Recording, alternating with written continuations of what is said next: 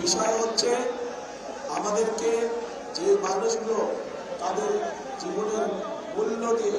আমাদেরকে আজকে স্বাধীন করে দিয়ে গেছে, যে মানুষগুলো তাদের জীবন উৎসর্গ করে আমাদেরকে আজকে কথা বলার সুযোগ দিয়ে গেছে, যে মানুষগুলো তাদের জীবন উৎসর্গ করে আজ আমাদেরকে এমন একটি পরিবেশ দিয়ে গেছে যেখানে আমরা দেশ গড়ার কাজ শুরু করতে পারবো। কাজে আমাদেরকে অবশ্যই খুব সতর্ক এবং সঠিকভাবে এই সময়কে ব্যবহার করতে হবে, যাতে করে আবার কেউ এসে বাংলাদেশের মানুষের ভোটের অধিকারকে কেড়ে নিতে না পারে, বাংলাদেশের মানুষের কথা বলার অধিকার কেড়ে নিতে না পারে। প্রিয় ভাই বোনেরা,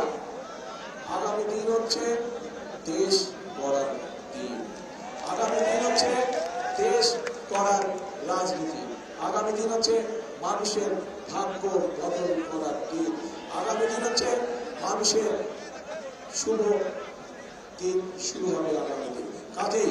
আমরা যদি সকলে ঐক্যবদ্ধ থাকি, আমরা যদি সকলে সতর্ক থাকি, তাহলে আমাদের এই অধিকার কেউ কেড়ে নিতে পারবে না।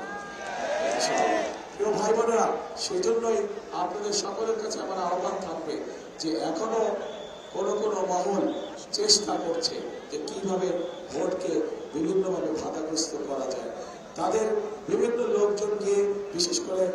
যারা মা বোন আছে তাদেরকে গিয়ে বিভিন্নভাবে তাদের ওই এনআইডি নাম্বার নেওয়ার চেষ্টা করছে, তাদের বিকাশ নাম্বার নেওয়ার চেষ্টা করছে, এইভাবে করে তাদেরকে বিভ্রান্ত করার চেষ্টা করছে।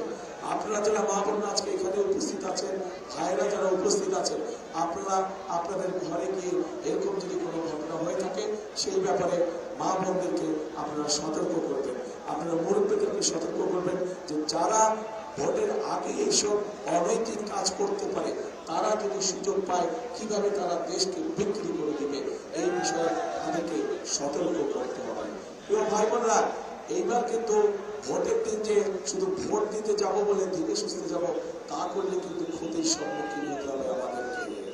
আমাদেরকে ভোট দেওয়ার প্রস্তুতি গ্রহণ করতে হবে।